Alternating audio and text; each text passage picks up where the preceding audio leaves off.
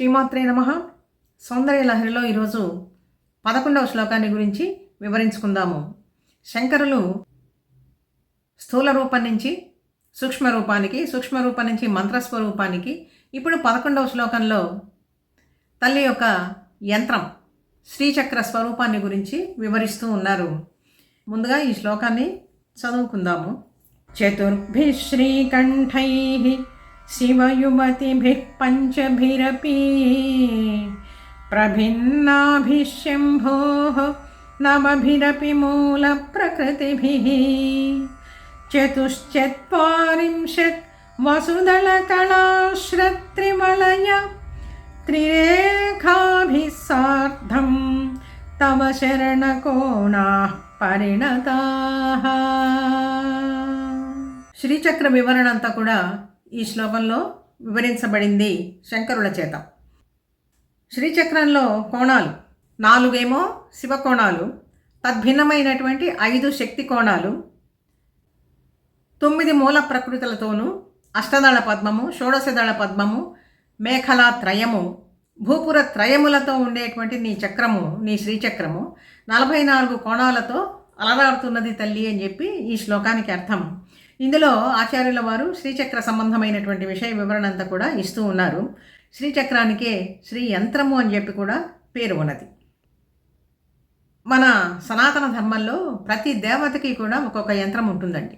మంత్రము, యంత్రము, విగ్రహము. విగ్రహానికి మంత్రానికి మధ్యలో ఉండేటువంటిది యంత్రం.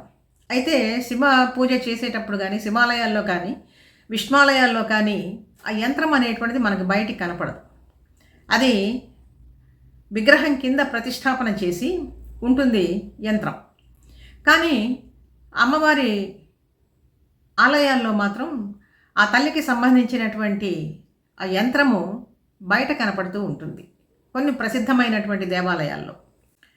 అట్లాంటప్పుడు మూల విగ్రహానికి చేస్తారు పూజ, విశేషంగా మాత్రం ఆ శ్రీచక్రానికి పూజ చేస్తూ ఉంటారు. ఇది శ్రీ యంత్రం కదా, తల్లికి సంబంధించినటువంటి యంత్రం. ఆ శ్రీ యంత్రాన్ని గనక ఉపాసించినట్లయితే అటు తల్లిని శివశక్తులను ఇద్దరిని కూడా ఉపాసించినట్లు అవుతుంది. పిండాండం నుంచి బ్రహ్మాండం దాకా ఉండేటువంటి సమస్త జగత్తును కూడా పూజ చేసినట్లు అవుతుంది. ఒక్క శ్రీమాతకు మాత్రమే ఈ విధంగా యంత్ర పూజ అనేటువంటిది జరుగుతుంటుంది. ఇది విశేషంగా మనం తెలుసుకోవాలి. ఈ యంత్ర పూజ ఎందుకు చేస్తారు అంటే ఇది దేవతా శక్తిని ఆకర్షిస్తుంది. దుష్ట శక్తులన్నింటినీ కూడా అణిచివేసేటువంటి శక్తి ఉంటుంది.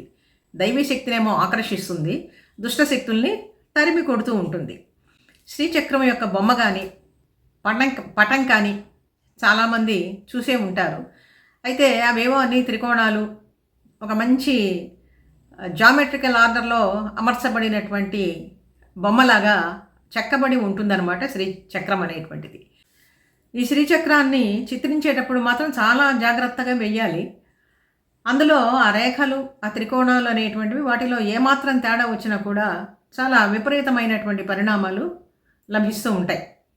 అంటే ఒక మంత్రాన్ని ఉచ్చరించేటప్పుడు శబ్దశక్తి సరిగ్గా గనక లేకపోయినట్లయితే ఆ మంత్రం ఏ విధంగా అయితే ఫలించదో, విపరీతమైనటువంటి అర్థాలకు కూడా ఏ విధంగా తావిస్తూ ఉంటుందో ఆ విధంగా ఈ యంత్ర నిర్మాణం చేసేటప్పుడు కూడా చాలా చాలా జాగ్రత్త అనేటువంటిది తీసుకోవాలి. ఈ శ్రీ చక్ర పూజ చేసేటువంటి వాళ్ళు మామూలు విగ్రహాలను పూజించేటువంటి వాళ్ళకన్నా కూడా ఇంకా ఎక్కువ నియమనిష్టలతో, ఆచారాలతో ఉండాలి తప్పనిసరిగా. ఏదో శ్రీచక్రం చాలా చోట్ల మనం చూస్తూ ఉన్నాం కదా, దీన్ని తెచ్చి ఇంట్లో పెట్టుకుందాము అని అనుకుంటే మాత్రం అది సామాన్యులందరికీ కూడా కుదరనటువంటి పని. ఒక శక్తి కేంద్రాన్ని తెచ్చి మనం ఇంట్లో పెట్టుకున్నట్లే అవుతుంది. ఒక పెద్ద పవర్ స్టోరేజ్ ఉన్నదనుకోండి, దాన్ని ఎంత జాగ్రత్తగా కాపాడుకుంటూ వస్తారు. భౌతికమైనటువంటి పదార్థం ఇది, దైవీ శక్తి కాబట్టి ఎవరు పడితే వాళ్ళు అర్చించడానికి వీలు లేదు. కాకపోతే భావన మాత్రంగా మాత్రం మనం తెలుసుకోవచ్చు. దానిలో తప్పు ఎటువంటిది కూడా లేదు. ఒక అవగాహన కోసం చెప్తూ ఉన్నాను.